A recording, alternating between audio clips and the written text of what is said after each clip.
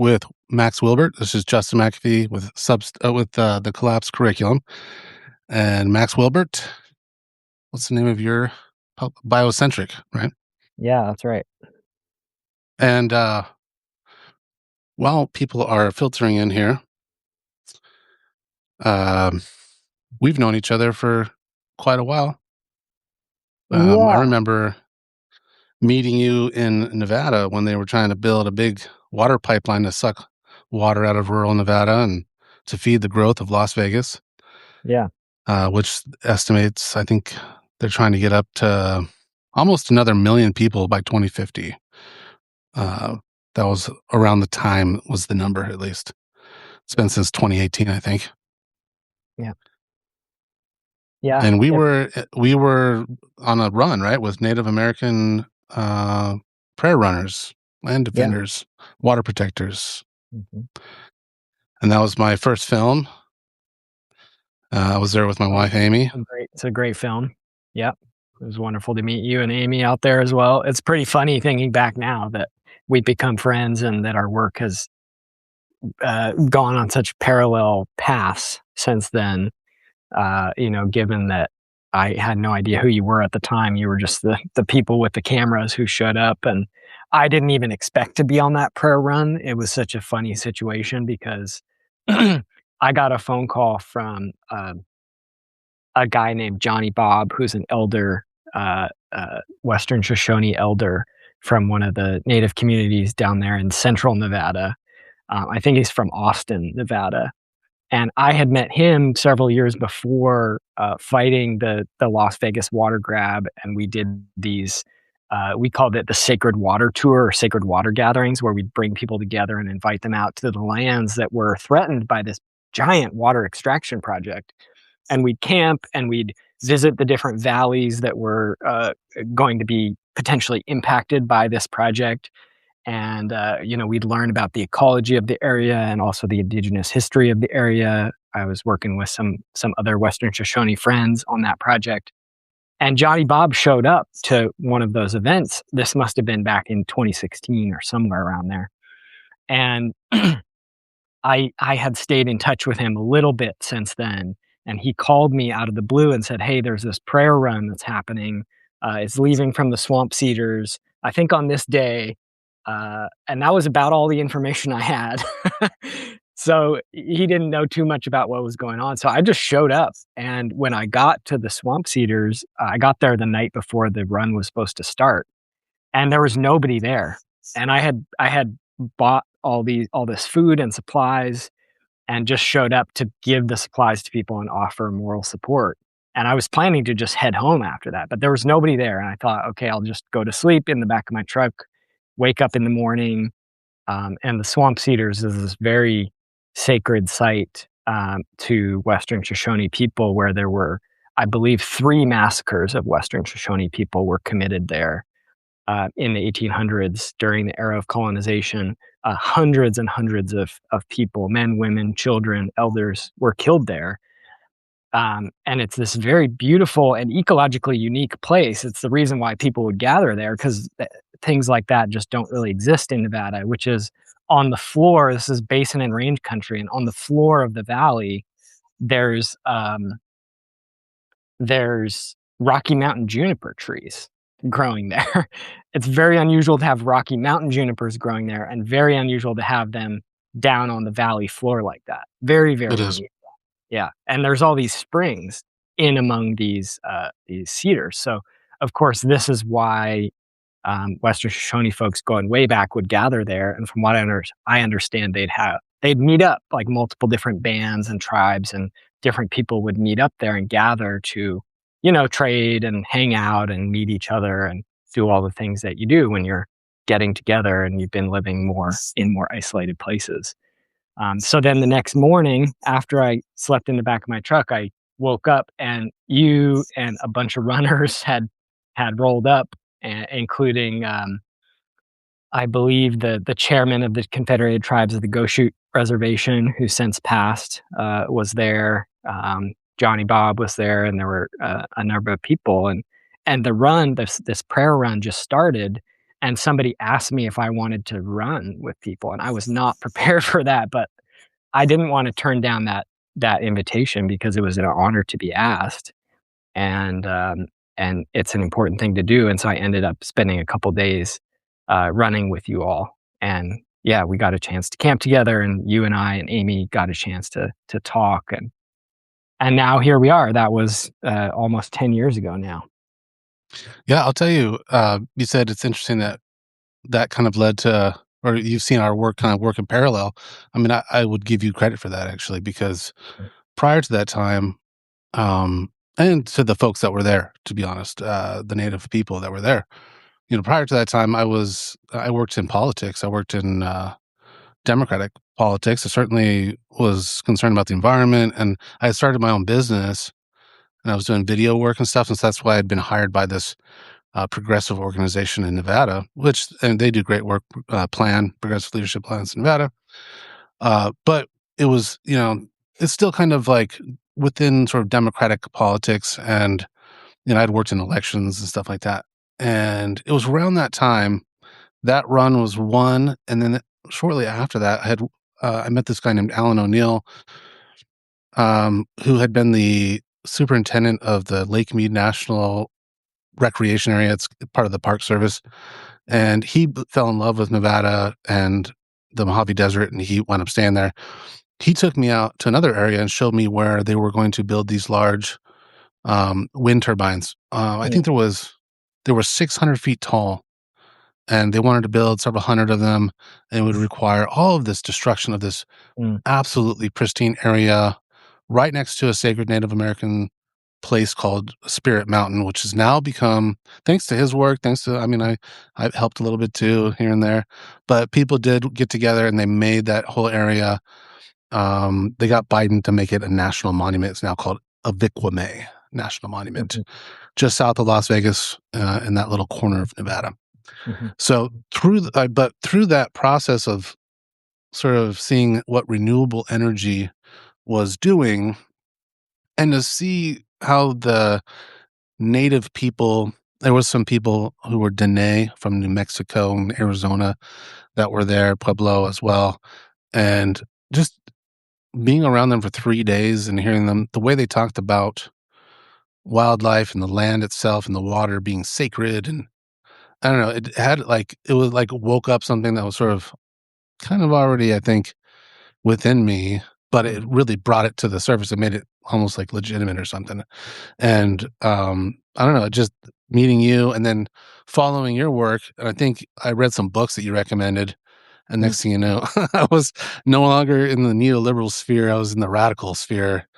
Long story short, thank you, Max Wilbert, for waking me up a little bit, And ever since then, I've been trying to, make a distinction between, um, what would really help heal the planet and make the environment actually heal itself, rather than just keep doing the same thing we're doing and dressing it up Mm, in green and calling mm. it green, like some of the things the mainstream environmental movement is doing. But you've been doing this for a long time, right? When did you ever have kind of an aha moment like that when you were It growing was up, or was it it was always this way for you? it was pretty gradual for me. I was raised in a somewhat radical family. My parents weren't revolutionaries, but they were they were past liberals. They were past progressive. And so I grew up going to protests on my dad's shoulders, even as a little kid riding around, and there was like, Chomsky, although obviously with the Epstein stuff, Right. his name Damn is a it. bit mud right now. But regardless, the critical media analysis is still incredibly poignant. Um, his books were on the shelf, all this critical media stuff, because my dad had a journalism background and a media background.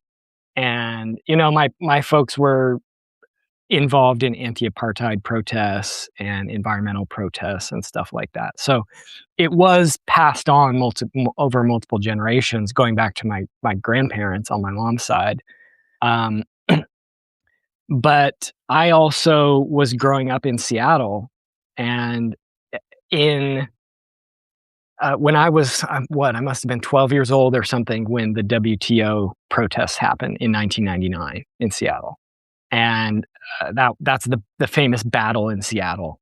And there were these big protests which brought together labor movement, environmental movement, uh, anti-corporate activists, indigenous solidarity folks, anti-racist activists. All of them were coming together, recognizing that this neoliberal globalization agenda was a catastrophe for people, for planet, for all of us. And at the time, my sister had been involved in this grassroots anti-racist organizing in the city, and she started bringing me into these youth meetings. And it was just young people getting together after school, hanging out, debating radical politics, sharing ideas, learning from each other. A very fertile space, supported by a little grassroots nonprofit with, probably one paid staff who was making no money, but basically creating a political space for young people to talk about these Yeah, issues. Joseph McCarthy would have hated this group that you were in. Yeah, absolutely. As would pretty much all the politicians. Yeah. Um, but it was a fertile thing, especially in the wake of the WTO, because in this little group with me, there was a guy from African ancestry who had these connections to Brazil, and he was really into capoeira and the legacy of sort of anti-slavery resistance in the Caribbean and South America. And there was, another guy who was his family was from central Mexico, and he was really into learning about the Zapatistas, who were very active at that time. And Yeah. there was another guy who was an anarchist, and he was really into anti-authoritarianism and horizontal organizing structures, and it was a valuable ferment that personally I don't see happening that much these days. I think the internet has contributed to so much polarization, where people who think differently about solutions or just politics in general, even those of us who are like 95% aligned or more, just tend to not get together. We tend to collaborate with people we agree with 100%, or just be isolated. And that to me is one of the fatal flaws of the internet as a whole. I think it's completely destroyed solidarity and has uh, put the individualism of American culture just into hyperdrive. Um, but anyway, I'm rambling on. So, I was involved in this youth group, and I would say I was a revolutionary by about age 14. I was like, okay, this is this whole system is irredeemable, and I see the value in reform and movements to make change within the systems that we currently exist in. And at the same time, I've always, since that age, I've always had a more or less revolutionary perspective. And then that gradually became more environmental over coming years, more of a focus on the ecological crisis. But, the Well, it anti-war seems essential movement, to all everything that. else. I mean, I, Yeah. I think we've both written about that, sort of the connection between the dominance of human over human, the hierarchies that exist, stratification, things like that, and our dominance over nature as well. Hmm. Yeah.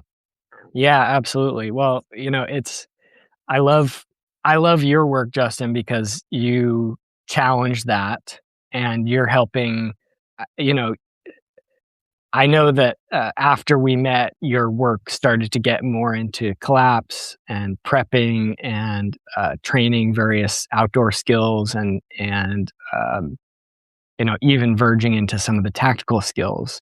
And that to me is incredibly important. And I think that we are seeing I don't know if you would agree with this, we're seeing uh, uh, an increasing breakdown of these systems of power that we live within. It seems like we're at that nadir where it's cresting, and maybe it's still rising, maybe it's started to go down, maybe it's just going flat, but the power of the system, the technological escalation, the monetization of everything, um, uh, we're sort of right at that peak is what it feels like, at least here in the United States. And it seems to me that we're heading into that downward slope, and it may be pretty steep.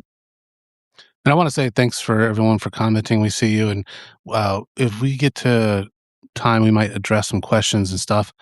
But thank you for everyone for commenting. And yeah, you wrote a piece recently about. Um, oops, I didn't mean to play that. It's playing audio here. There we go. Muted the computer here.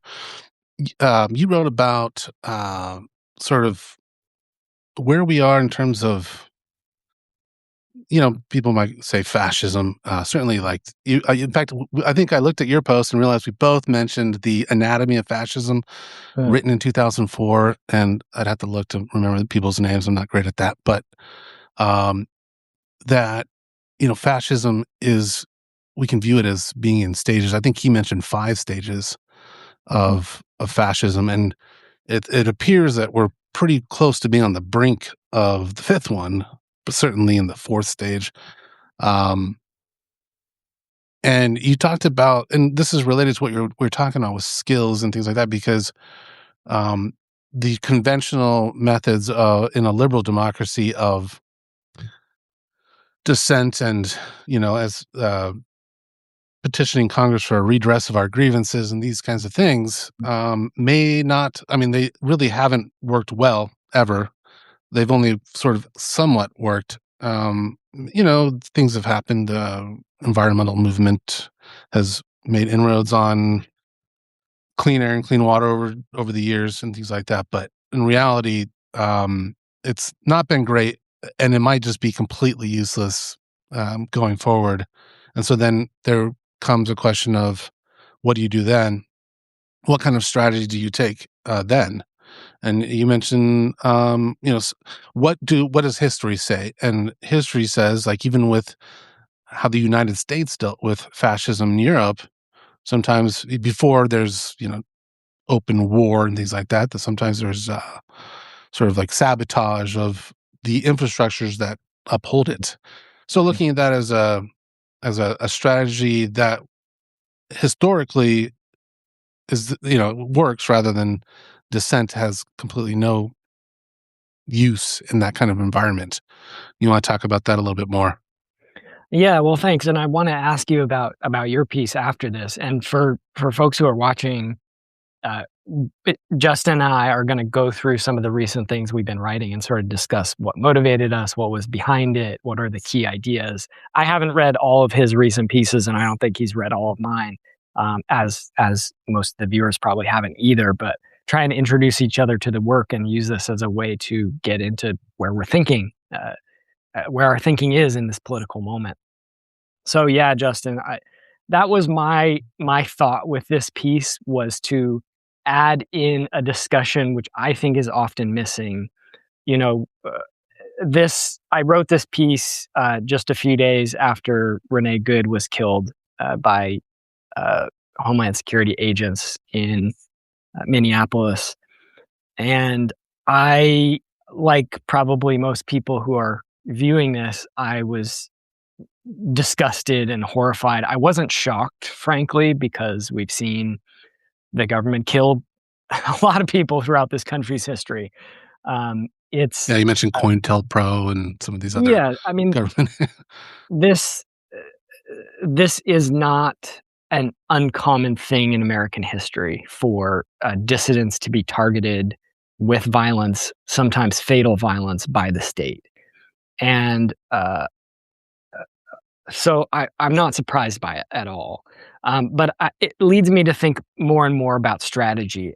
There's a future piece that I'm working on where I want to dive into this more, looking at what exactly folks did in Minneapolis, much of which they borrowed from folks in Chicago and Los Angeles and elsewhere, in order to frustrate the efforts of ICE to target people in the community, not only to deport people, but also just as part of sort of a campaign of terror and social control, right? Um, and all of those strategies uh, are important. I don't want to downplay any of them because I think there's a place for all of them. There's a place for the public protests and the whistles and the patrols, the foot patrols, and blockades at neighborhood entrances, and all the media work and outreach and communication stuff that people were doing, door-to-door conversations, all the community organizing that happened in Minneapolis. That's still ongoing because the feds haven't left at this point. It's just continuing at a lower level and with far less media coverage. Um, all that is incredibly important, but it's also defensive, right? In the moment, it's a defensive reaction to the immediate tactics being leveraged by the state to push forward, a fascist occupation. And again, those immediate tactics are important, but at the same time, we need to look deeper and see how the state is laying out the groundwork for increasing totalitarian control, authoritarianism, powered by surveillance of a sort that we've never seen before in world history. And that's what prompted me to write this piece, was exploring the idea of sabotage, which has been a key theme of my work for many, many years now. And it's because I think it's an important tactic that's often overlooked in our movements. It's scary. Obviously, it's highly illegal. It's dangerous. It's not necessarily very popular, although it depends on the target and the political situation and so on. In some cases, it's very popular. It can backfire, like any particular tactic can backfire. It can be used in really stupid ways. But I think it can be very valuable, and I think that's been overlooked. And that was why in this piece I started writing about surveillance and about the vulnerabilities in the fascist system. And I wanted to share a specific example from this book, this 1975 book called "Assault in Norway: Sabotaging the Nazi Nuclear Program." And it's a short book. I read it years ago, and it revolves around basically a special operation where a bunch of Norwegian army folks they were really mostly farmers. They were people who lived up in the mountains and who had done a lot of skiing, traveling through the woods, through the tundra, through the mountains, off trail, with no compass, with no navigation equipment, with just basic supplies that they could carry on their back. They knew the terrain well, they knew the land well, and they were able to carry out a very audacious sabotage action against this hydroelectric plant, this dam, in a steep-sided valley in Norway, which was under occupation by the Nazis at the time. And this plant was the only facility in Europe that was creating heavy water, which is a key element in the nuclear weapons research that was going on at the time, and Germany's effort to develop the bomb. And so I found the book quite interesting precisely because it's not a story of overwhelming military force. It's not a story of an aerial bombing campaign. It's not division army forces maneuvering on terrain. This is a few people inserting into a remote area, doing intensive scouting, figuring out what was happening at the site, what its vulnerabilities were, what the guard patrols look like, and so on. And then coming up with a plan to go in and sabotage this facility, which they then carried out. There's actually very little fighting in the story because they had such good planning. They didn't need to do much fighting. And this is one reason why I find sabotage interesting, is because it inhabits this middle ground between what we think of as violence and nonviolence. It exists in this middle ground where it has some of the characteristics of both. Often sabotage, well, usually by definition, it's targeting non-living things, right? It's targeting infrastructure. It's targeting like the Death Star. like the Death Star, right? Exactly. And at the same There's time, probably people in the Death Star too, but right. At the same time, no, it's fine. This sabotage usually involves secrecy. It's usually highly illegal. It often involves weapons or explosives or other types of things like that that we don't use in our nonviolent movements, above ground movements, and uh, uh, because of the characteristics of sabotage, it can be really effective in certain situations where in certain pieces of infrastructure are vulnerable, where there are choke points and vulnerabilities in the systems of control that we are living under. I'm thinking about things like data centers, oil pipelines, oil refineries, um, factories that are producing various critical elements to industrial global capitalism. Uh, there are many of these vulnerabilities in these systems, and uh, we're living in an era now in which there's increasing surveillance, the use of drones, security cameras, security guards, so on and so on and so on. And yet, it's impossible to guard all these places all the time. It is possible for people to take this type of bold action against the systems that are frankly destroying the planet, leading us into a completely catastrophic world. I was going to say future, but it's not the future; it's now. Um, and I think that these are valuable tactics to talk about. And then at the end of this article, I share the example of Elbit Systems, a weapons manufacturer for the Israeli war machine, the occupying entity, which has been targeted with relentless campaign of sabotage in the UK, non-violently, in a way that sort of straddles the line between above ground and underground operations. And they've been incredibly effective in destroying these weapons manufacturing facilities. It takes a lot of bravery. It takes a lot of strategic thinking and tactical smarts to do it in a way that's legitimate, but it can get results, and we've seen that with Elbit Systems. Again, a protest outside the gate, they don't really care. Um, the machines that they use to make the bombs that they're using in Gaza to murder innocent people, they can't ignore that. It's impossible. If the machines don't work, they don't work. Yeah, one thing that this reminded me of is in the Russian-Ukraine war, um, there's so many different technologies that get implemented during wartime, and a lot of times the superiority in an asymmetrical war of the side that has the money and resources, like in Vietnam, the United States Army, or in Ukraine, probably the Russian army. They have these today. They have like thermal sensors on drones and airplanes. I've used the thermal device. It's incredible. You can see in pitch dark. You can see someone sneaking up on you. So between that and motion detection and surveillance and AI and all these kinds of things, it almost seems like it's hopeless. But then I think what the Ukrainians started doing was started using drones too.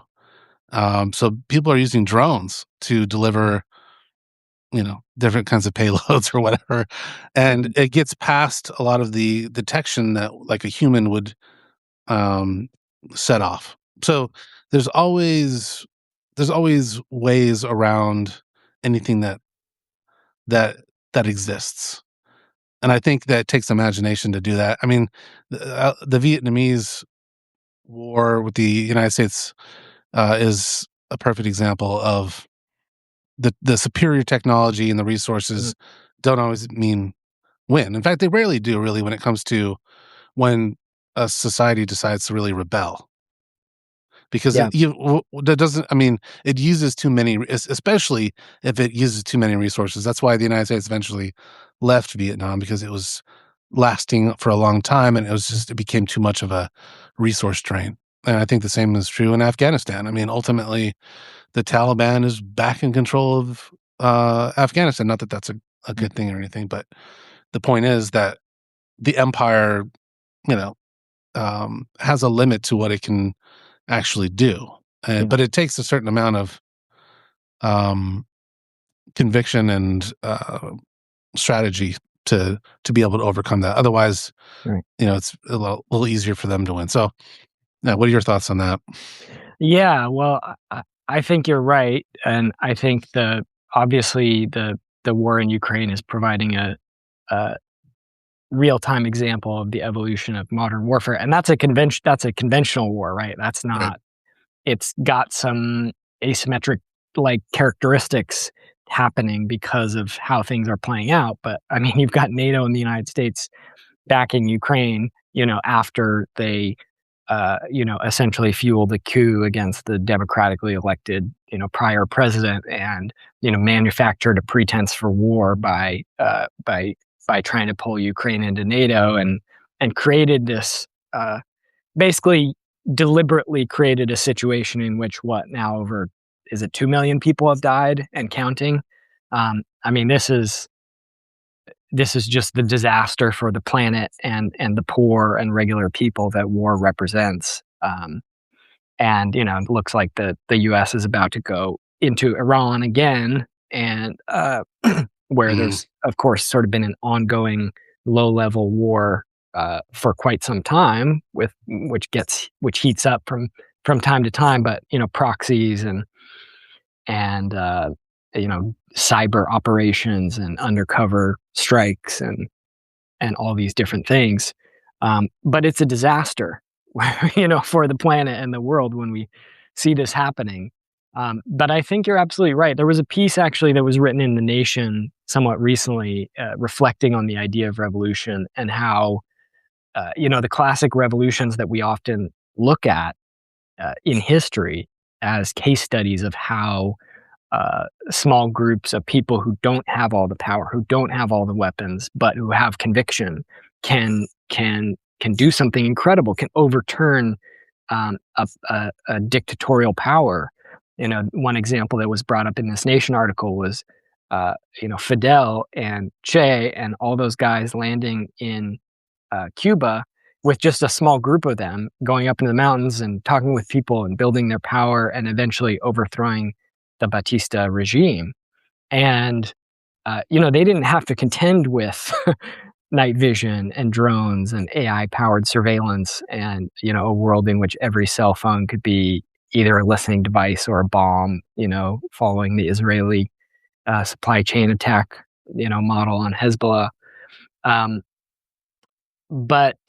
so the point of this article in The Nation was that the conditions are changing. They're changing very rapidly right now. And I think you're absolutely right, Justin, that revolutionaries and organizers, even folks who are using completely nonviolent strategies, above ground strategies to challenge the destruction of the planet, fascism, authoritarianism, need to learn from what's happening in these conflicts all over the world, need to learn from what methods of surveillance and crackdowns and stifling of dissent are being used, as well as what methods are people using to fight back from across the spectrum of actions. You know, it's I think it's rarely said, but it is quite true that we usually don't get to choose whether our struggles are violent or nonviolent. We usually don't get to choose. There's a little mouse wiggling around over there, distracting me. We don't get to choose the form that our struggles take. In many cases, it's forced on us. And, this is something that you see in many places around the world, in Gaza, for example, where they had a giant nonviolent march a number of years ago, and the Israelis just started killing people right. en masse. Right? It was an attempt to use nonviolent strategy, and it was rebuffed. Right? And as the famous Kennedy quote goes, "Those who make peaceful revolution impossible make violent revolution inevitable." There's a pressure cooker that's happening right now. And did you ever read that book that came out a number of years ago, Kim Stanley Robinson, The Ministry for the Future? No. You'd probably, I don't know if I would say enjoy it. I mean, you probably would enjoy it. You'd get something out of it. But the book starts. It's a climate fiction book taking place in the near future, and the book starts out. I'm not really doing spoilers because this is literally the first chapter. This is the first thing you read. It starts out with a high heat event hitting part of India, and it reaches the wet bulb temperature, and tens of thousands of people die. in a relatively small area. It may be more than that. I forget. Maybe it's 50,000 or something. And that event becomes incredibly radicalizing.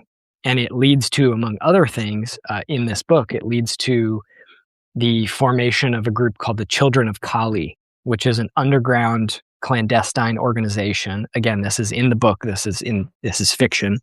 Um, but this group essentially says those 50,000 people are dead because of global warming, and a lot more are going to follow them very soon unless global warming is stopped. And so they start taking radical underground action, assassinating oil company CEOs, blowing up fossil fuel facilities. Even at one point, they take a coordinated action where they shoot down a bunch of passenger planes all at the same time. And they basically release a communique and they say, nobody's going to fly ever again. We can't do this. And they kill a lot of people. It's sort of this morally ambiguous action. It's written that way in the book. Kim Stanley Robinson is not necessarily saying this is a good thing, but he's also not necessarily saying this is a bad thing. He's saying this will happen.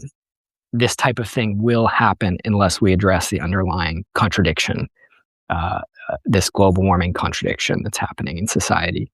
And I think he's right. We're seeing more and more radicalism. It's not top of mind right now because here we are in the wintertime in the Northern Hemisphere. It's cold, there's giant snowstorms on the east coast of the US and it's raining like hell here in Oregon. But we've got El Nino coming back in. And by all accounts that I'm reading from the climate scientists, this summer and into next year is likely to be the hottest period on record ever. And so every year, right, seems like the pressure's rising, and that pressure is not going to go away. And yet we're seeing, this retrenchment of fossil fuel interests into government and corporate power. And then, on the Democrat side, on the liberal side, we're still seeing this relentless focus on renewable energy technology, as you critiqued earlier, very rightly, as the only solution to these issues, which amounts to, in most cases, sort of a giveaway to these big corporations and very little movement on emissions themselves. So, but I want to hear too from you, Justin, because you wrote a piece on fascism yourself, published on February 11th, titled "Genocide and Fascism Don't Start with Mass Graves." I actually didn't get a chance to read this piece, so can you tell us what this is about? Yes, and first I just want to say, I've been surprised to see stuff like this popping up. This book, How to Blow Up a Pipeline, which is written by an academic, a European academic. To your point, that there is, and the book isn't obviously actually about how to do that. It's more of a history of what resistance, including sabotage kind of resistance, has been able to accomplish over the last several hundred years. But obviously he's making the statement there that this is getting to that point. It's getting to that level of seriousness, and to have that book, I saw interviews in mainstream media with the author. There's just a lot more mainstream discussion about this kind of stuff, which I think is, to your point, great. Sometimes I write about stuff that it's almost like I'm trying to talk to myself several years ago before I was, someone said a converted shitlib. That was funny. And, I grew up kind of a little bit differently than you. My dad was a law professor. He's he's an expert really in like American legal history and that kind of stuff. And, First Amendment, Fourth Amendment, stuff like that. Very important stuff. And so I kind of grew up believing in that kind of story, and also religious. So I had, there's a lot of things that were, not that there's anything wrong with being religious, but certain religions, I will say especially, tend to be align themselves with national stories as well. And mine was one. I grew up in the Mormon faith, and anyway, the point of bringing that up is just to say that you know there are there are certain moments and there's certain things that change who we are, like meeting you, for example, like we talked about earlier. And sometimes I'll write these posts just to kind of like be talking to someone who might be where I was 10 years ago, and and so I have brothers, for example, who have totally different views than I do, and they get really upset when things are being called fascism or genocide today. And I think a lot of people agree with me, but I thought it should be articulated. And so I kind of really used the J.D. Vance was in at the Armenian genocide monument. I think he's the first president to ever visit it, or he's vice president, but no president or vice president has ever visited it. And so, but then he wound up deleting a tweet where he referred to it as the Armenian genocide.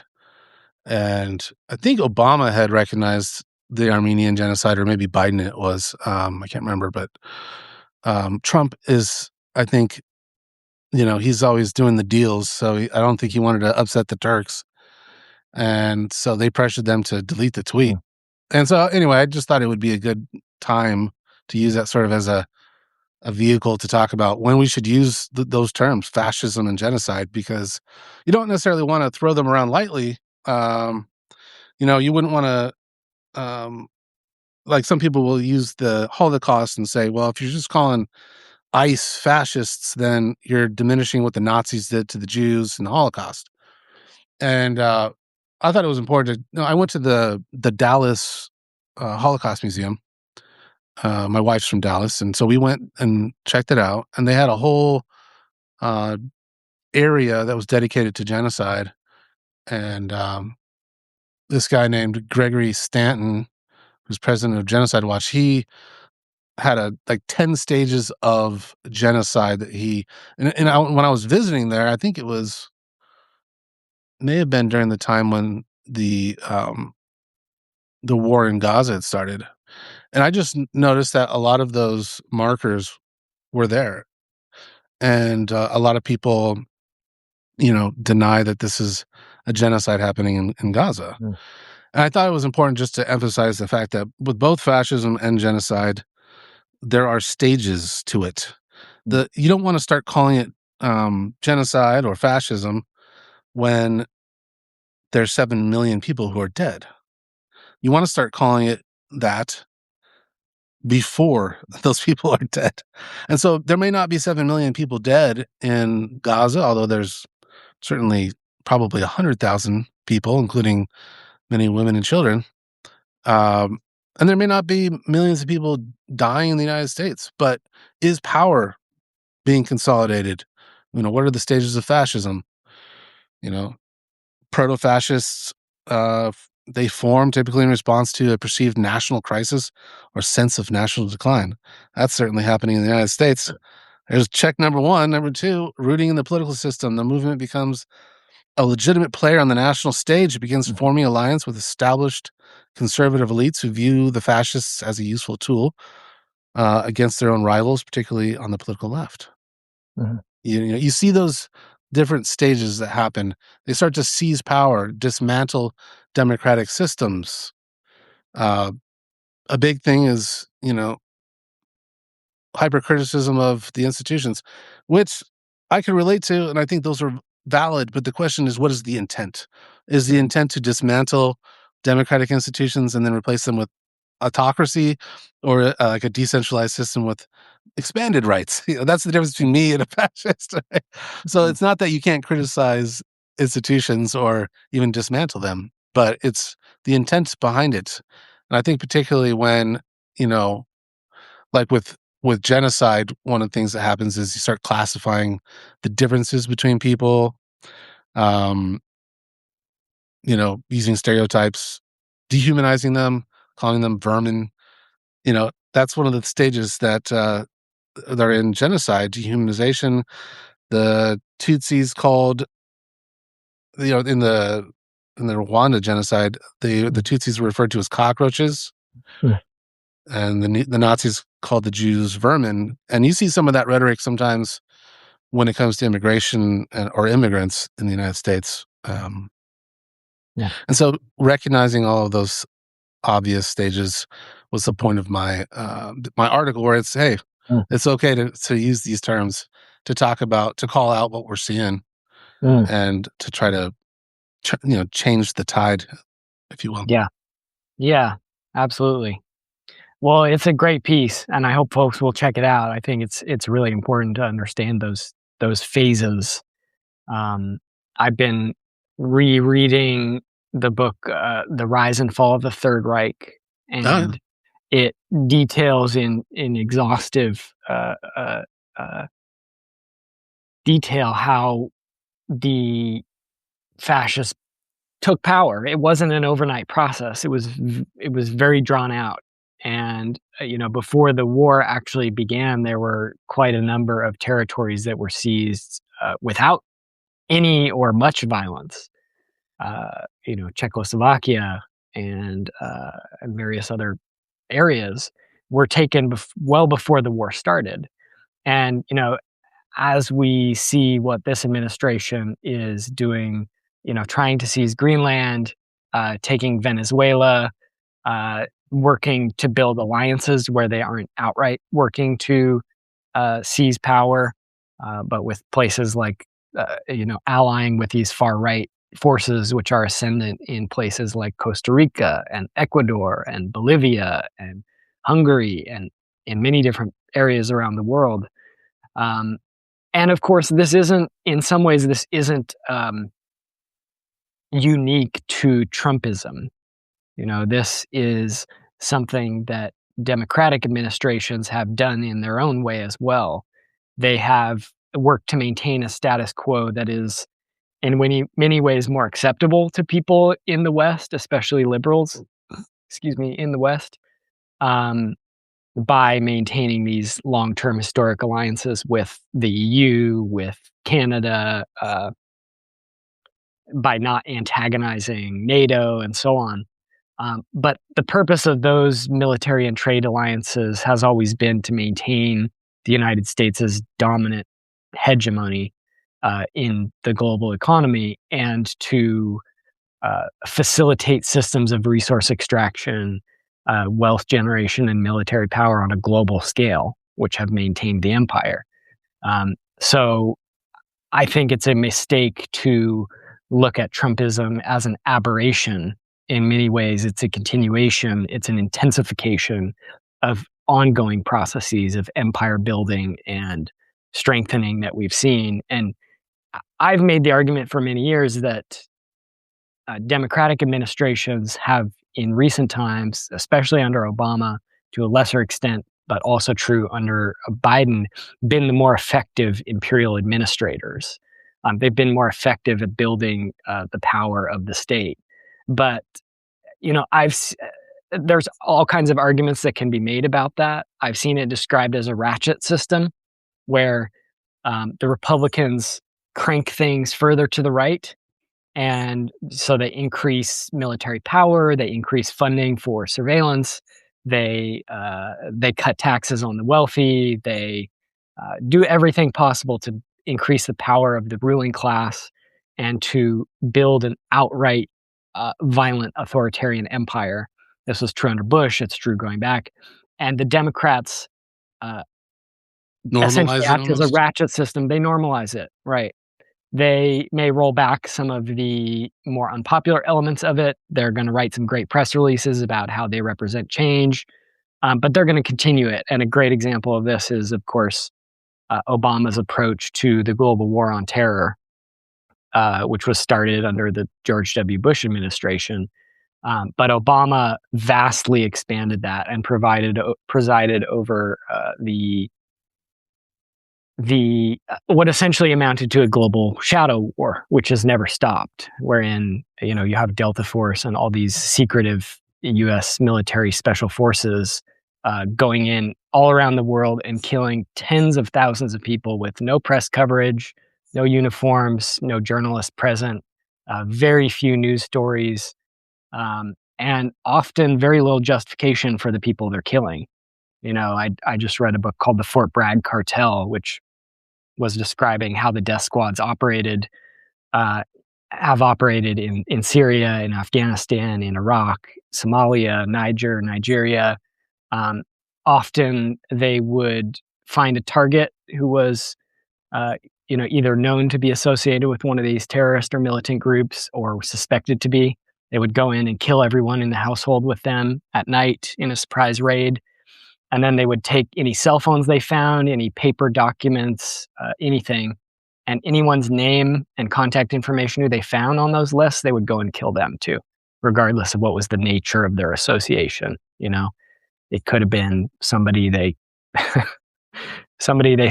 bought some bread from or something like that. That didn't matter, right? And this was sort of the brutal calculus of the shadow war on terror that Obama launched, or rather didn't launch, but expanded significantly. Well, that's just because Israel controls the United States government, regardless of who's the president. And so we're fighting all of these wars, Iran or Afghanistan or Mm, Iraq. All of these things are things that Israel has wanted the United States to be involved with, and we just tend, no matter who the president is, we tend to do those things. But either way, I think you're right mm, especially on foreign policy. mm, But what about domestic policy when it comes to particularly the goal of sort of the wing of the MAGA movement, um, where dismantling the administrative state is a goal. The defunding of Environmental Protection Agency or the national parks or the BLM and things like that, and just selling off of the public lands. mhm. Um, Steve Bannon's kind of wet dream of just dismantling the administrative state. Do you think that's a new thing in American politics? To some extent, yes. I think there's been increasing appetite for that for some time. I think, we've seen really since the rise of the Tea Party, we've seen a push of this sort of, uh, I don't know, far right cultural politics combined with a, a a sort of libertarianism, which, you know, simultaneously seems to reject government intervention whenever possible, and yet is all about getting welfare for the preferred corporate players whenever Right. possible. I mean, I think this is really all just about power. I think there's some ideology that's fueling this, but it's really all about power. I was watching a documentary yesterday about Epstein, and one of the points that was being made was that Epstein, who of course had all these links to the CIA, to Mossad, the Israeli intelligence agency, um, and to various high-ranking officials throughout U.S. government and multiple administrations, as well as to the wealthiest people in the world, from Bill Gates to Thiel to Elon Musk and on down the list, including Lutnick, right, the current Commerce Secretary. Um, and this documentary was making the point that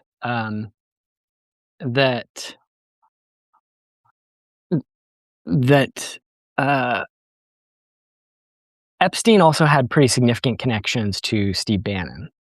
And Bannon, in many ways, is sort of the architect of what we're seeing now, this deregulatory state.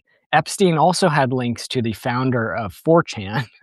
And in many ways, Yeah. this documentary was making the argument that the discussion forum slash poll, which is politically incorrect on 4chan, was in many ways sort of the genesis of what we're seeing with the rise of Trumpism, where it seems like basically internet trolls now control the government. Like these people who were raging in obscure corners of the internet um, about feminism and about immigrants and about how there's a white genocide going on and replacement of white people and all these crazy conspiracy theories.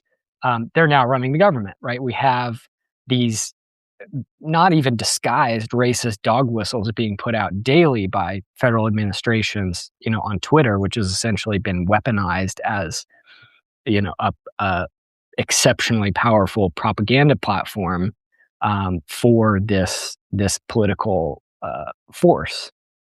And so I think what we're seeing in this regard is new, to answer your question. I think it is, we haven't seen something quite like this before. I mean, when George H.W. Bush was asked about immigration whenever he was running for president.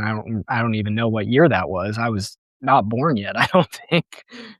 He, gave these answers about how, we need to stop illegal immigration, as he called it, stop the illegal aliens, as he said, from coming in, but we should make sure that they have access to schools and, basic necessities of life, right? There was, um, to some extent, a social contract was still in effect, on uh, uh, that was preserving some level of decency on these issues.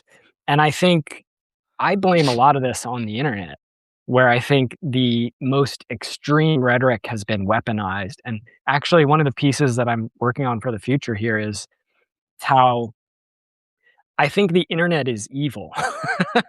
I think it's actually evil. And I think that even if we didn't have the ecological crisis, even if we didn't have all the other social and environmental issues that are affecting us today, if we only had the internet and you dropped it into the culture, as it was dropped into this culture and became everything over the past 25 years, this culture would be spiraling towards collapse, which is what we're seeing. Um, I think the internet has not only been weaponized incredibly effectively by those in power, but it's also, I think it's inherently corrosive to our minds, to our communities, to healthy ways of thinking and relating And to yet each you're other. on the internet. And yet here I am. Yet here I am. That's the Yeah. first thing someone's gonna say, right? Yeah, here I am, because I'm born into this world like you all are, right? I'm a child of the '80s. I grew up in the '90s. I was on AOL.com when you get those discs, right? And it was AIM Instant Messenger with my friends, and Napster and Kazaa when you could download music for the first time, and it would take 5 days to get a song, and then it was labeled wrong and it would show up, and you'd think you were getting whatever, and it was a completely different song. So I'm a child of this era, like we all are. Like, I was born into a culture in which we drive cars, and it's very difficult to live without a car. It's possible, but if you want to like participate in society, if you want to have a job, if you want to get places you need to go, this is a car culture, right? And similarly, these days, you probably you'd survive without the internet, but it would be very difficult. And that's, in a lot of ways, that's, I won't say that's by design necessarily, because I don't mean to imply that there's one person or a small cabal of people who are deliberately controlling everything on the internet with some concrete goal in mind. But we're not far away from that, right? We have sort of a fractious ruling class that controls these platforms, but they all have more or less aligned goals. Whether we're talking about Musk or Bezos or um, Zuckerberg or Peter Thiel, or all these uh, people who control the technology that we live with today, um, they all broadly have the same goal, which is to increase their power, to increase their wealth, um, And and, they and use the and internet to beyond do that, that, absolutely, obviously. yeah, Yeah. absolutely. So I don't know how we got off on this conversation. Well, I mean, this is one thing that's, I think, very relevant here is, okay, when I moved here, someone told me about the movie Pickaxe, Mhm. Yeah, from the '90s documentary. It happened here in Eugene, Oregon, where both of us live. And it was about, this is in the '90s. They wanted to clear cut this area up by Oak Ridge, I think. So mhm, not too far from Eugene, and a bunch of activists went out there. They like occupied the logging road, and they shut it down. yeah, And they were there for over a year. I can't remember exactly all the details, but there was this. I've talked to people locally here who are involved with that, and it's a pretty really interesting story. And of course, there's the green scare that happened after 9/11 with the Fed, the FBI getting really cracking down on domestic terrorism and stuff like that, which Mhm. came after people up here in the Pacific Northwest. But I wonder if the internet has anything to do with the fact that that doesn't happen anymore. In other words, I can go on Instagram or Substack where I post about this, but do I show up to the events where they're stopping the logging companies from clear Mhm. cutting a forest anymore? I mean, Mhm. you could use it as a tool to organize, to get people aware of something, but I wonder if it's like there's a Right. diminishing return on people actually showing up for stuff. I mean, people do show up for stuff. There's definitely showing up in like Minneapolis and Minnesota and stuff for Mhm. ice stuff, and so not to say that's not possible, but I just wonder, what do you think are some of those most important factors for why people don't do that kind of stuff anymore? Well, let me turn this around on you, Justin. So this is a piece that you wrote back in June, which went kind of viral. I think it may be your most popular piece ever. And I think Yeah, probably. you kind of address this topic in some ways. Could you tell us what this piece was about for those who haven't read it, and remind me because it was a while ago. Yeah, So what did I it's say? it's called "Speech and Protest Won't Work. Here's what will." Yeah, in that post,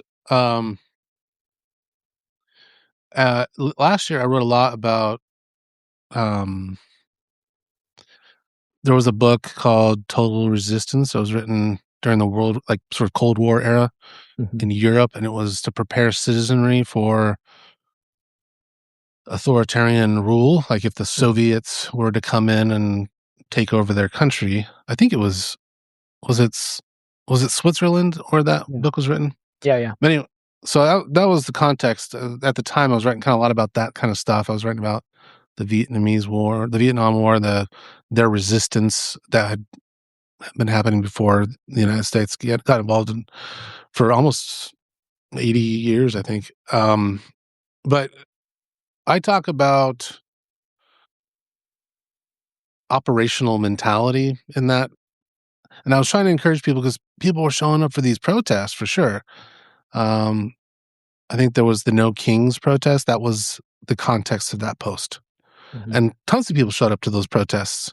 But did they actually change anything? Mhm. Obviously not. And so I think like you, we're out there talking about what is actually going to change anything in the world. And I think most of us are afraid of the answer, to be honest, um, on some level. And on some level, we are courageous and we want to do what it takes to stop the hegemony that's um, destroying the planet, Mm. that's treating people uh, like other than human. And anyway, I think I was trying to come up with a mentality that people need to have, Mhm. um, to think operationally Mhm. rather than thinking about dissent. Because I think I quote this all the time.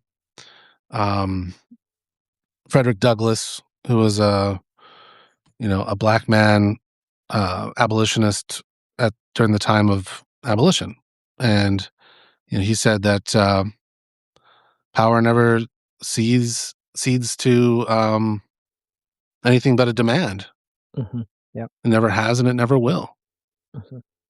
There has to be power only responds to power, Mhm. and so words, while they can be powerful, they're not always enough. Yeah. Um, you need power, and people collectively have enormous power. They generally don't use it. There's some exceptions to that.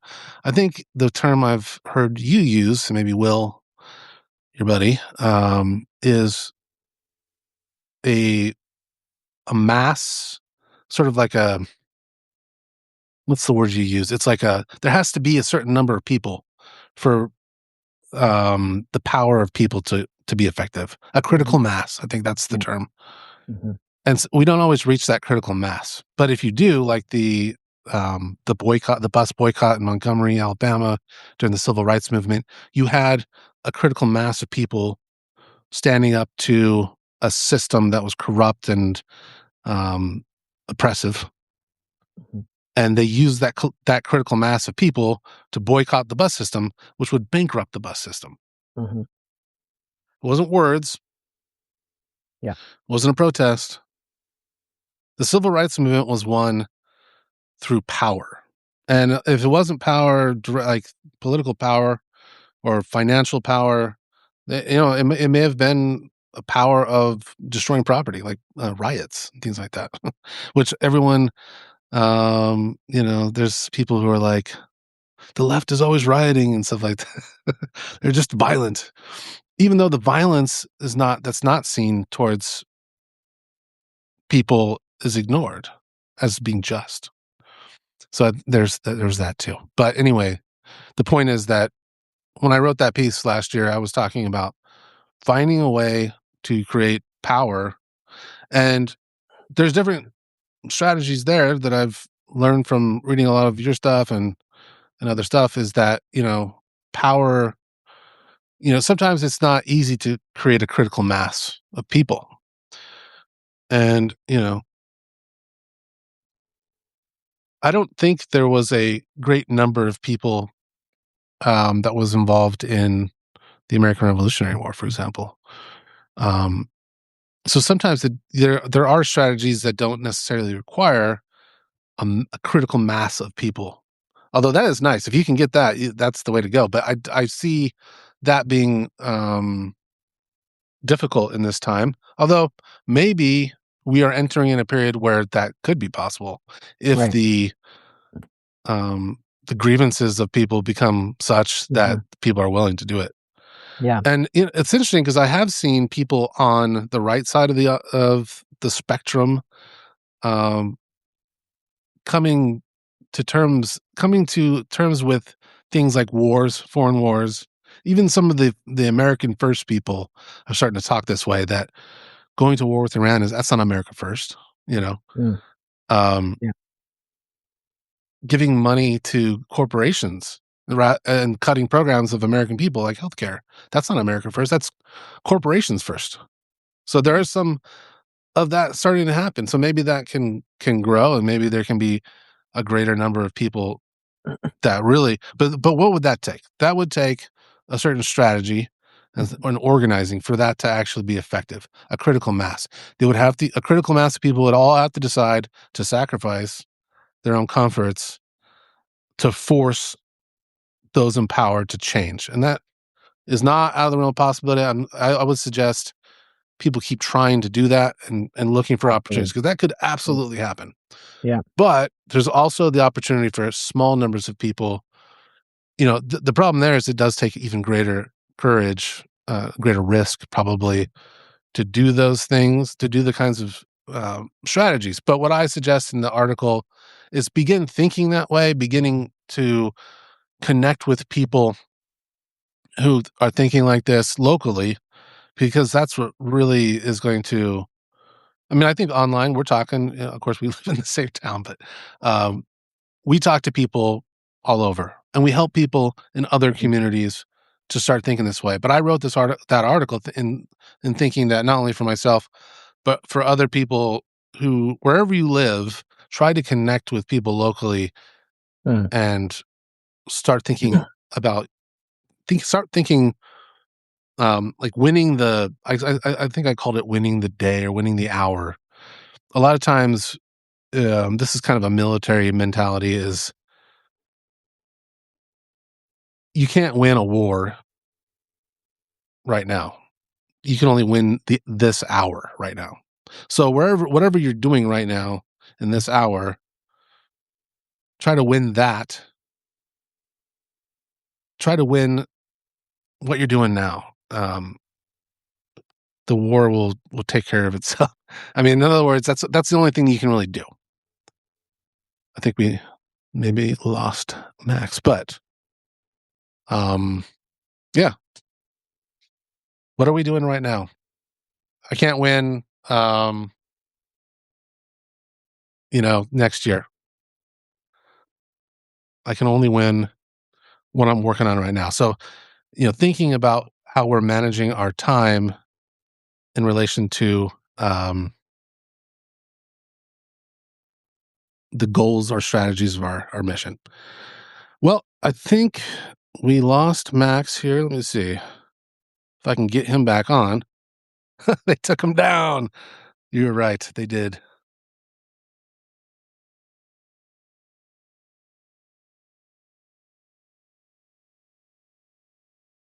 All right, Max, what are you doing here? I'm going to message him.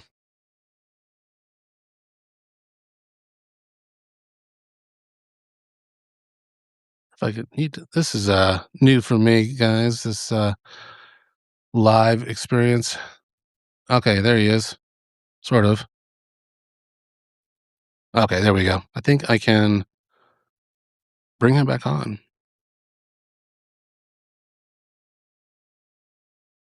Max, they said they're taking you down. Yeah, They took you down, man. yeah. I'm glad we got you back on. Well, we're joking about it, but it's one reason why I'm on Substack is because this platform, at least for now, is somewhat resistant to censorship. And I found on the traditional social media platforms where I was doing a lot of work and organizing and writing and outreach prior to getting involved in Substack, I found that my content was being shadow banned and hidden from people.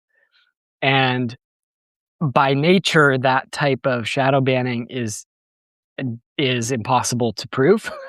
And it's meant to be like that. They're not going to email you and say, "Hey, we don't like what you're saying. We have some political opposition to it," or, it runs counter to the advertisers who are paying our bills or to our corporate interests or whatever. So we have decided to censor you. Mm. The algorithms are inherently Elon transparent. Musk wouldn't They're do that. they're invisible. Yeah, and He's for you free know, speech. Substack is still ultimately a corporate platform, so I don't trust it, ultimately, but it has proven itself to be more resistant to censorship for the time being. So disregarding what just happened to me, assuming that was a technical glitch. Um, but yeah, Justin, I mean, you were saying something really important, about the nature of power and what power looks like in our movements. And I thought of a couple different things. One was this article that I read a number of weeks ago, Why Nonviolent Resistance Doesn't Require Your Opponent to Have a Conscience. And it's a breakdown of the strategies and tactics that were used, for example, in the civil rights movement and in other social movements that have been mostly nonviolent. The civil rights movement wasn't entirely nonviolent by any stretch of the imagination. Um, you have groups like the Deacons for Defense, which carried weapons at protests in the South to defend the nonviolent marchers Oh yeah, um, there was security. from violent Klan attacks, and actually had gunfights, multiple gunfights with the Klan, sometimes with local police who were members of the Klan.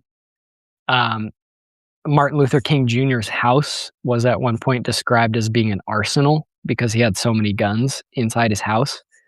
Um, and that is an example of what we could call strategic nonviolence because they bombed his house. Like they tried to kill his daughters, right? And there was very real violence that these people were contending with. I have a book on my shelf right inside here that's just a tribute to all the people who were killed in the civil rights movement, just photos of them and their stories.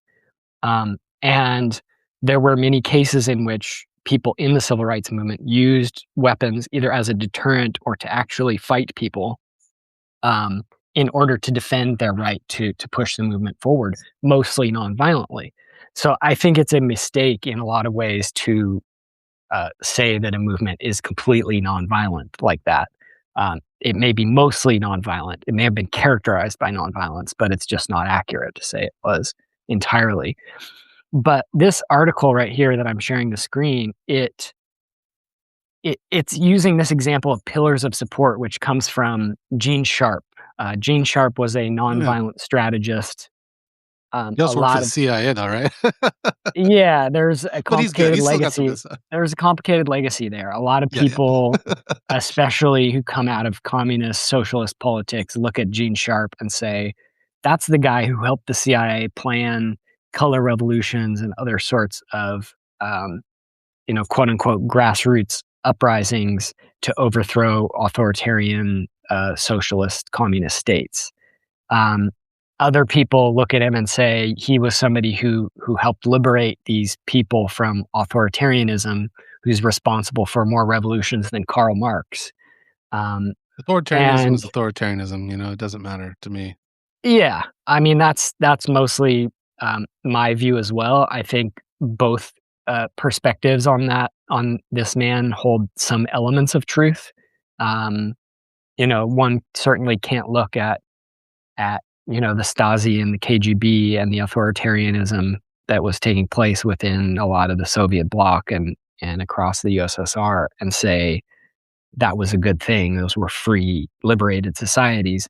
Just like one can't look at what was happening in the United States and our allies, quote unquote, our allies at the same time and say that this was a free society, with lynchings, with the killing of civil rights workers in the South, with the Iran Contra, with the CIA working to smuggle crack cocaine into the United States and using drug revenues to fund the Contras, with all these nefarious activities that this government has been involved in. Anyway, that's all beside the point. Gene Sharp, his strategy is very interesting and I think important to study for our movements. And I say that as somebody who doesn't fall strictly into the nonviolent camp of organizing, but I study it and it's important. And most my work is nonviolent organizing, and his work is incredibly informative about how this functions.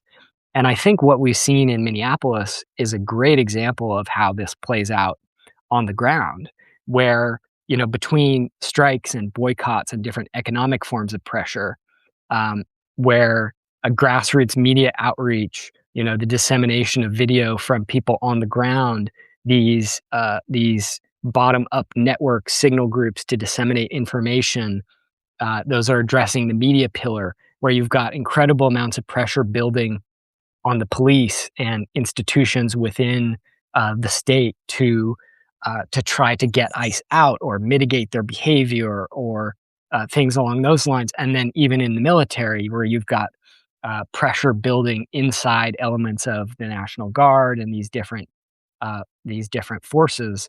So what you saw was people working to attack the legitimacy of the ICE operation in Minneapolis, which again is ongoing, across these different arenas and achieving some success. Right, the operation is still going, but they were knocked back because of essentially a civil resistance campaign. And so this piece is about how nonviolent resistance doesn't necessarily require your opponent to have a conscience. The piece is right. Excuse me. It's right to some extent, but it is somewhat oversimplified as well. Again, to go back to the book, The Rise and Fall of the Third Reich, what you see during the Nazi era is that in Eastern Europe, when there's dissent, when there's student organizing, when there's strikes, when there's any display of nationalism in opposition to the Nazis, there is brutal crackdowns and violence. Um, for example, in Czechoslovakia, workers go on strike after the Nazis occupied the state.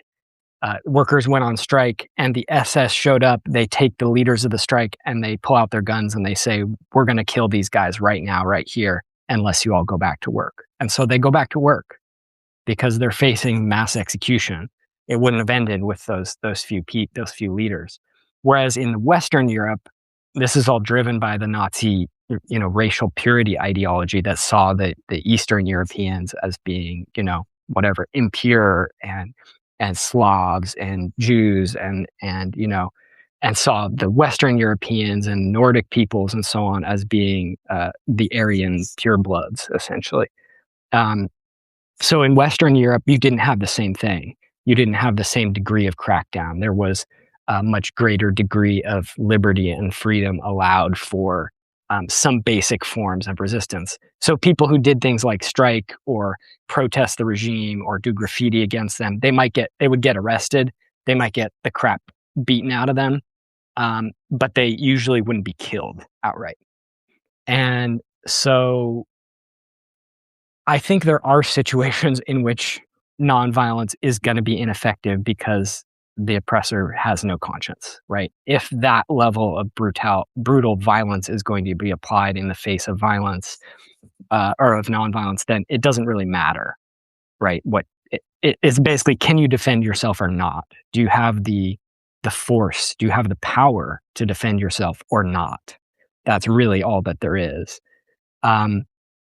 But Here, then, it seems like if someone dies, like two people that were really the main headlines, several other right, people have died with ICE related situations, but the two people that were killed by ICE in Minnesota are kind of like the four college students that were killed at Kent State during the Vietnam War. That like changed the whole dynamic. I mean, the war didn't last long after that. There was a big pushback. I mean, it's all relative, but it seems like that was kind of a moment a little bit in Minnesota with people, even people on the right and people in the center, stuff like that started sort of like, whoa, this is like the polling suggests that people are not comfortable with the level of force the right. Trump administration is using there. I think that's true, and at the same time, I mean, you wrote several pieces about Giap and the Vietnamese resistance. Yeah, Like, that's they true. just beat the United States militarily, like, they just won the war, you know? Um, There's three stages to the revolution though. right. It's like I think What the first part is like they create chaos and they build like so they don't directly confront the mhm. military until they get to the second stage, I think. You're talking about the rise of fascism, stages of the rise of No, fascism or the this is more like Vietnamese? revolution in like the Maoist and Okay. yeah, Yeah. kind of Yeah. tradition. Yeah. Yeah. Yeah. Yeah, and, I think that's true, and I also it makes me think of this study, which I believe came out of Princeton. I could probably find the URL and screen share it, but it was about basically how we live in an oligarchy. Yeah, yeah. It was a oh yeah, here it is. Testing theories of American politics. Cambridge.org.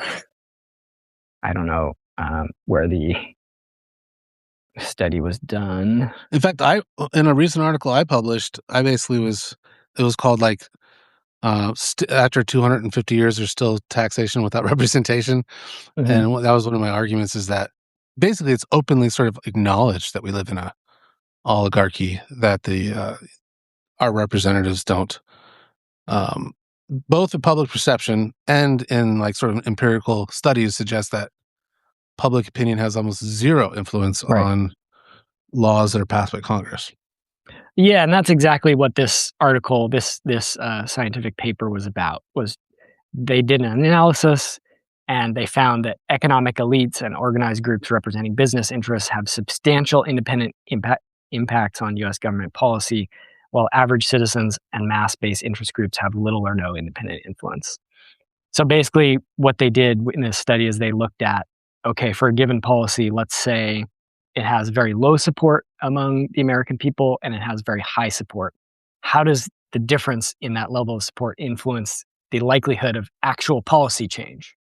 And what they found was that for average people, it was basically a flat line. There was Yeah, almost no difference between the policies that had low level of support versus high level of support on whether they actually got enacted. And then you look at the special interest elites and business interests, and there was one-to-one correlation, essentially. Things that they don't want don't happen, and things that they do want do happen. And absolutely. this this is more proof, if anyone needed more, that we don't live in a democracy, and we haven't for a long time. That study was published in 2014. Um, so, I think that this is a big part of the problem that we face. And I've written about for quite some time, referencing the work of a political philosopher named Sheldon Wolin, who talked about what he called inverted totalitarianism. And he said that inverted totalitarianism is essentially the most effective form of authoritarianism, totalitarianism that we have in the world today. And it is centered in the Western democracies. And he was Because it gives based the in the US. appearance of Right. democracy. Right, exactly. It's all Yeah. about giving the appearance of democracy. Well, in reality, people have very little or no control over their everyday lives and their societies. And he said that this has been uh, much more effective ultimately than other forms of totalitarianism, because when there is a clear enemy of the people, then people rise up. And we see this all the time, for example, in the environmental movement, where both of us have done a lot of work. Where one example of how this plays out is through public comment periods and through public participation in permitting for a major project. So, let's say, for example, here's a real example that's happening right now here in Western Oregon. The Bureau of Land Management, which is a federal agency which manages tens of millions of acres of land across the U.S., mostly here in the West, has just released a plan um, under the direction of the Trump administration to maximize timber production on uh, on BLM lands in the western third of Oregon, which is essentially the Coast Range forests of Oregon. This is several million acres, right? Yeah, so 2.5 million acres of these forests. This proposal would eliminate protections for old growth forests and uh, all wildlife, essentially, and would uh, increase logging on these forests by 4 times. Now, these are already forests that are being actively logged on various rotations, um, but this would bring logging to the highest level that ever happened in these forests, which was in the 60s, the early 60s, when there were billions of board feet of timber being extracted from these forests. So there's a 30-day comment period open right now. And what a lot Oh, of people joy. don't realize is that a comment period like this is legally not required to address or take into consideration any comments that don't have essentially a scientific basis to them. So unless your comment No points to a philosophy. specific aspect of the plan and says this aspect is illegal or is wrong because of this issue, it doesn't correspond to NEPA in this paragraph of the regulations.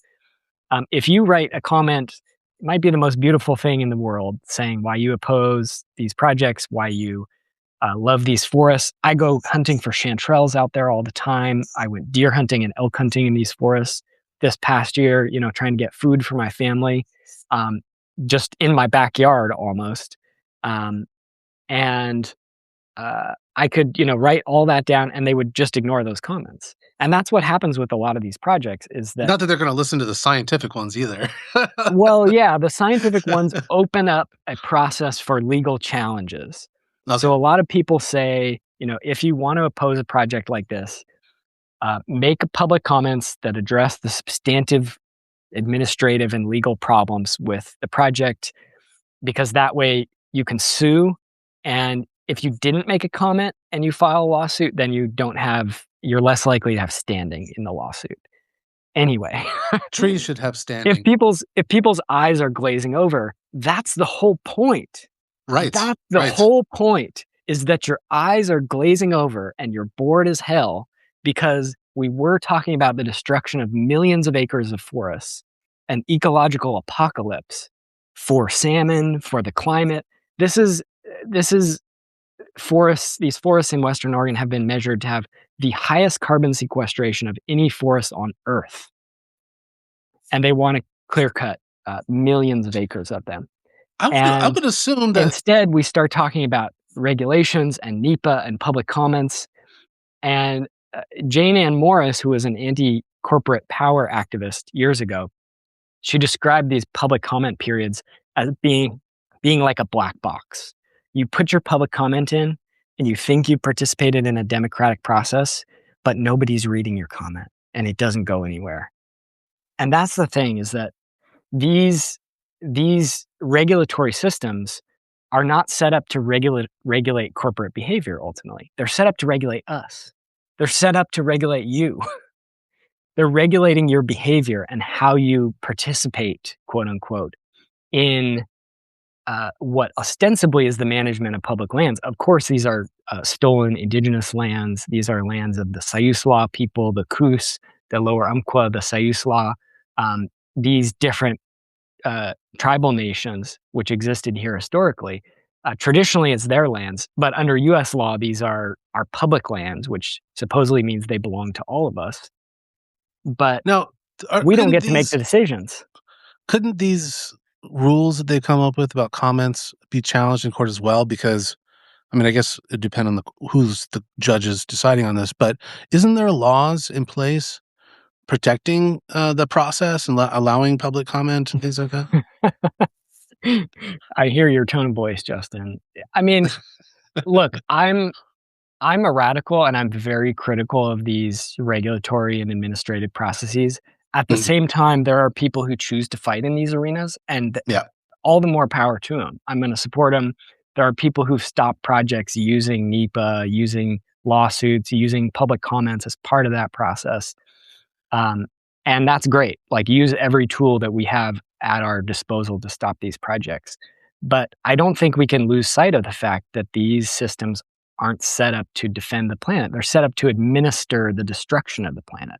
They're set up to facilitate the bureaucracy of the dismantling of life on this planet and the conversion of living forests into dead timber and money. Like, that's what Now, this process is here to do. I wonder, let's talk about power for a second. We were talking about that earlier in this particular situation. Mhm. What do you think that it would be advantageous, for example, to like call up the commercial salmon fishing people and be like, how do you think this is going to affect your bottom line going down the road for commercial Mhm. salmon fishing? I mean, Mhm. if you're destroying the forests where the salmon spawn, I mean, I know there's farming Mhm. as well, but this Mhm. is where the spawning happens, and the Yeah. decline of salmon runs in these rivers, like the Siuslaw River, where it Mhm. used to be over 100,000, is now down into the single digits, Yeah. 5 or 10,000. I Mhm. mean, wouldn't they have some kind of power in the process?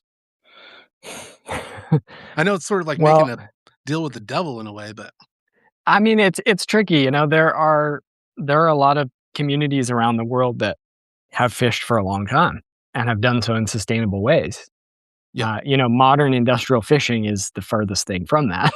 right. But that said, there are plenty of people on the Oregon coast who are doing relatively small scale but still commercial fishing in ways that probably, if we didn't have a climate crisis, if we didn't have giant trawlers out in the ocean, vacuuming up the last wild fish populations, that these small scale methods would probably actually be sustainable if the salmon populations were okay in the first place. They're not, of course. Um, 'Cause they kinda but breed like they're pretty resilient, really. yeah, I mean, salmon are very resilient. It's just when you put up hundreds of dams throughout all their watersheds, you cut Mhm. down all the old growth forests, you start heating up the rivers. And right now there's basically Erosion. no snow in the mountains here in Oregon, which is going to be a catastrophe for the summer and fall run fish Yep. coming upstream to breathe. I mean, the water is just going to be too hot for them. They're going to die this summer. It's going to be rough for the salmon, and that's only getting worse in the future as with more global warming. But I mean, I should give small amount of credit. I should give some credit where it's due to the fishing folks on the coast who we're big opponents of the offshore wind energy projects that were proposed off the Oregon coast under the Biden administration. And I was involved in opposing those projects as well, based on serious concerns about their impacts to salmon, to whales, to seabirds, um, to even the entire ocean circulation pattern. I mean, this type of we're talking about what the Biden administration wanted to build and what may still be coming. These type of big offshore wind energy projects are being built around the world. They wanted to build hundreds of these turbines, each one taller than the Eiffel Tower, off the Oregon coast.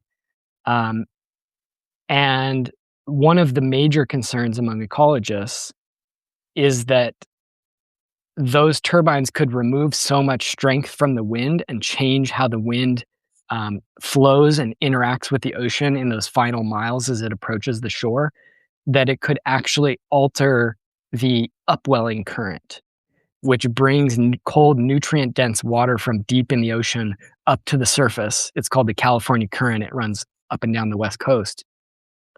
And that is basically the driver of the entire marine ecology of the coast.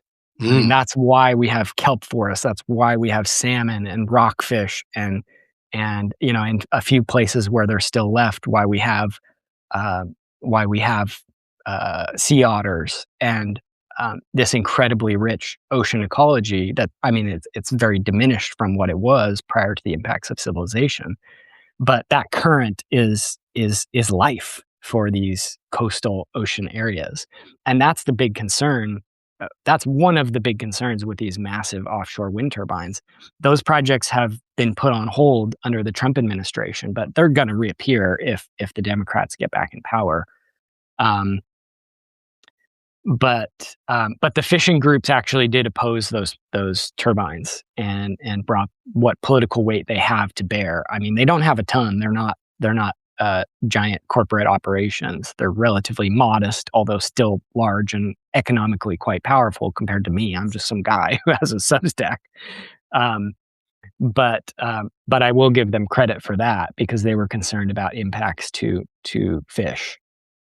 Yeah, I would think that the fish, like even just all the good old boys that like to go fishing out here who vote for Mhm. Trump might be opposed to destroying the habitat of Yeah, the fish they like to fish or the hunt they like to hunt. And I don't know. yeah, You know, yeah, there's sometimes you have to seek out weird kind of yeah, allegiances, yeah, strange yeah. bedfellows. Absolutely, I absolutely. mean, I And like you to mentioned fish myself, earlier, so yeah, yeah, me too. And you mentioned earlier, your experience down outside Las Vegas with the wind turbines down there. And this is something that we've seen where we have the Republicans largely lining up behind fossil fuel energy and the Democrats largely lining up behind fossil fuel and renewable energy. Um, mhm. we can't forget that oil production boomed under Biden far more than it did under the first Trump administration. I don't know what the numbers are like now. Um, Now we got the but Venezuelan oil, so yeah, yeah, that thick Venezuelan oil.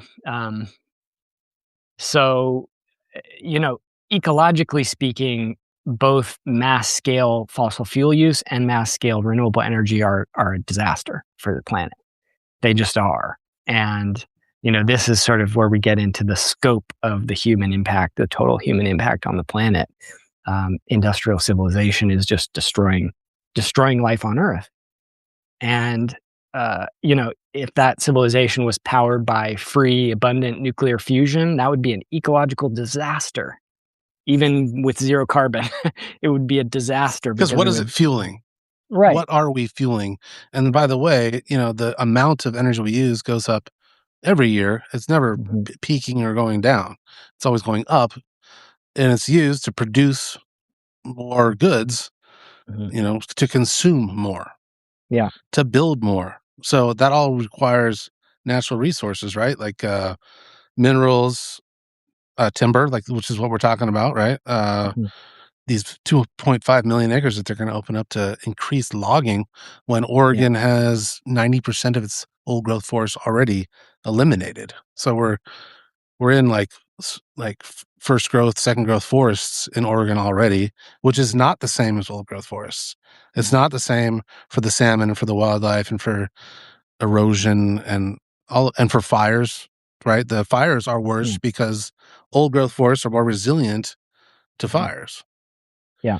So, we talk about all the problems that climate change is creating and looking for solutions, but when the solution just fuels more of the real underlying problem, which is, you know, the trend of production going up, Yeah. industrial output really is the problem. Yeah, and I mean, to give folks an idea of what this looks like, here's a photo that I took, late last year on some industrial timberlands. This was Weyerhaeuser land, in Western Oregon. This older looking forest that you can see in the background in the upper left of the photo here, that's state land. That's Oregon Department of Forestry land, and so in there, you've got trees that were maybe, I'm trying to remember, probably 40, 50 years old. It's like a big Um, mudslide. And yeah, in the foreground, it's a big old mudslide triggered off this old shut down logging road. This logging road has probably been closed for at least 15 years, I would say, by the size of some of the trees that were growing on it. And yet you've still got major landslides occurring in coming off that road. And this is directly above Whitaker Creek. I don't know if you've been there, Justin, but a beautiful creek outside Oregon. It's one of Whitaker the was few. is Whitaker where no, never mind. That's I'm thinking of the Whitaker. That's in Yeah, yeah. Eugene. Yeah, well, this Whitaker Creek, it's one of the few, places around here where the whole creek is actually closed to fishing, Yeah. and there's been ongoing research and so on there on the fish populations, but there's steelhead that run up there, there's salmon, um, and it's pretty beautiful, and then right above it, aside from a small buffer of riparian forest along it, you've got this clear-cut logging still happening. So you have the sediment running off into the water, which clouds it up, which makes it difficult for salmon to navigate, right? Not just navigate it, actually. So salmon, when they Does it breed, warm they the lay water? their eggs, they dig a hole. They use their tails to dig a hole in gravel. They want to find gravel of a certain size. They dig a little hole with using their tails, and then they lay their eggs in that hole in the flowing stream, and Mm. then they push pebbles, little gravel pebbles, back over the eggs. And so what that does is it allows water to still flow through the pebbles around the eggs, keeping them oxygenated and healthy. And so then when they hatch, they kind of swim out from in the pebbles, and then they start growing, and eventually they go down to the ocean. Um, so They're very cute. they're beautiful. And the big issue with the sedimentation for salmon and other similar species like steelhead and trout, and so on, that breed in these streams is the sediment caused by all these logging operations flows down, and it either, if it's during the breeding season, it'll cover the eggs and kill them, or if it's not breeding season, it'll cover the gravel, and then where you had good gravel habitat for them to lay eggs in, now you've got mud or you've got dirt on the bottom, and they just can't use that to lay eggs. It's not suitable for them, so you've got habitat destruction. And that's, of course, on top of the fact that logging is the biggest source of carbon emissions in Oregon. So, big global warming contributor, and global warming is a major threat to extinction of basically all the salmon eventually. At least most of them. Certainly, the populations further south are already getting heavily affected by the warming we have now. And then and then in areas where you clear cut, the water that flows through those areas is much warmer than would otherwise be in summer and in warm times. And salmon and other salmonids, they need cold water. They'll die if the water's too warm. They'll get sick and then they'll die. And so the best thing you can do to keep the water cold in a warming climate is keep the forests intact throughout the whole watershed. And this BLM plan would just be a disaster for the climate, for all the ecology, all the terrestrial ecology, the marbled murrelets, the spotted owls, all the salmon, the steelhead, the amphibians, um, and frankly, all the people too. Like I live here because I love the forest, and every time that the forest is destroyed, that that that not only impoverishes everyone here, spiritually, socially, culturally, but also financially even. It makes life harder. It makes it hotter and drier. It makes it less beautiful. And that matters. I think that should matter to all of us, no matter where it's happening, whether it's in our backyard or not. Yeah, if you know, Western Oregon, if you pull it up on Google Maps or Google Earth, the satellite imagery, it's just astounding. You can see the visible scar that goes across the entire state from logging, and that's the legacy of the last 150 years or so. Maybe not even that much, but massive logging is basically like a checkerboard. It looks like a checkerboard. You can literally see it from space. These squares of this is clear cut, this is second growth or first growth, and um, so this is all happening very quickly. Yeah. Yeah, yeah. That would let's show the folks what that looks like. This And is again, Oregon Coast Range. All these light spots are clear cuts. And and everything that's green, almost pretty much all of that is not natural forest. That's plantation. That's essentially a cornfield rather than a natural forest. They're just because it's a planting. monocrop, right? They're So planting a monocrop. Yeah, that's, I mean, it looks beautiful even so. When you see all those Doug firs in a stand, it still looks pretty, especially on the horizon. I love it, but it's not a representative habitat. right. And I don't think a lot of people realize that. Yep. But the Yep. checkerboard that is the BLM land is already the worst. It's worse than the Forest Service, right? Yeah, absolutely. The BLM, there's a lot more logging on BLM land in Western Oregon than Forest Service land for now. But I'm assuming that with the BLM putting out this plan based on the Trump administration's executive orders to maximize timber production, that the Forest Service is likely not far behind. And Um, Gavin posted some links, and he's always got some great stuff. So I wanted to thank mm, Gavin, give him a shout out for yeah, all his work. He's up in Canada, I believe, yeah. doing forest work. Uh, I only have like 4 things on my battery on my phone here. So, but this is all happening very fast, and I think we should probably maybe talk about this again with Yeah. with this Oregon stuff because we're both here, and I think Mhm. it deserves more attention, and maybe even seeing where other places. I can't I can't believe that it's probably just Oregon where this is No, happening, it's right? not. Yeah. So, Yeah, well, thanks for doing this, Justin. I appreciate you. I love your work. I think you're awesome, and it's great to call you a likewise. friend, and I hope folks, if they're not following Collapse curriculum already, go check it out. Justin's always doing some amazing writing on there, and I think we'll share this video on both our platforms so folks can see it on Biocentric and on your place as well. Yes, check out Biocentric with Max Wilbert. Mhm. Known the guy for a number of years, almost a decade, I would say, Mhm. and owe him a lot for what I think and the realizations that I've come to.